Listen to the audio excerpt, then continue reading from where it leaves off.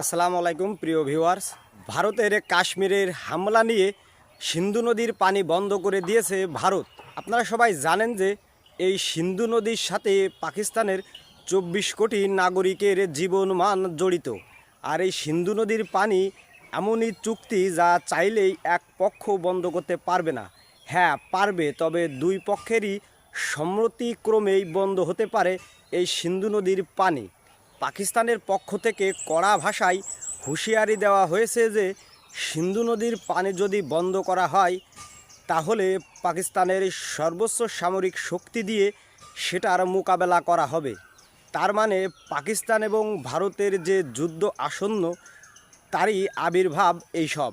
কাশ্মীর হামলার সাথে কাশ্মীরের মুসলমানদের কোনো যোগসূত্র নেই, তারপরেও কাশ্মীরে বসবাসকারী মুসলমানদের বাড়ি ঘরদুয়ার বোমা মেরে গুড়িয়ে দিচ্ছে ভারতের কেন্দ্রীয় সেনাবাহিনী। আর এই গুড়িয়ে দেওয়া বাড়িঘরের মালিকদের সাজানো হচ্ছে জঙ্গি। মুসলমানদের বিরুদ্ধে এসব নাটক সাজানো বর্তমান ভারতের মূল কাজ। বর্তমান ভারতের সঙ্গে আশেপাশের কোনো দেশের ভালো সম্পর্ক নেই।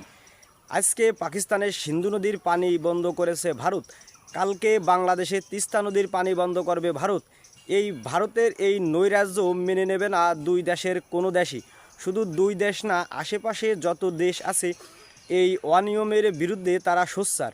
হ্যাঁ, আমরা বাংলাদেশ থেকেও কাশ্মীরে যারা হামলা চালিয়েছে তাদের বিরুদ্ধে। আমরা চাই কাশ্মীরে যারা হামলা চালিয়ে নিরপরাধ মানুষদের হত্যা করেছে তাদেরকে মাটির সাথে মিশিয়ে দেওয়া হোক, সে যে কেউই হোক না কেন। তা না করে উল্টো ভারত একতরফাভাবে পাকিস্তানের উপর দোষারোপ করতেছে। অন্যদিকে পাকিস্তানের প্রধানমন্ত্রী ভারতকে সরাসরি জানিয়েছে কাশ্মীর হামলার সঙ্গে পাকিস্তানের কোনো যোগসূত্র নেই। এই জন্য এই কাশ্মীর হামলার নিরপেক্ষ তদন্ত চাই পাকিস্তান। তবে ভারতের পক্ষ থেকে এই তদন্ত মেনে নেওয়া হচ্ছে না। তার মানে কি এখন সকলের কথাই কি পরিষ্কার হয়ে যাচ্ছে এ কাশ্মীরে হামলার সঙ্গে ভারতের কেন্দ্রীয় বাহিনী ও সরকারের কোনো যোগসূত্র রয়েছে?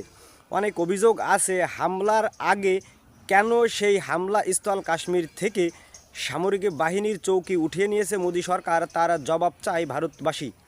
সবাইকে ধন্যবাদ জানিয়ে শেষ করছি। আল্লাহ হাফেজ।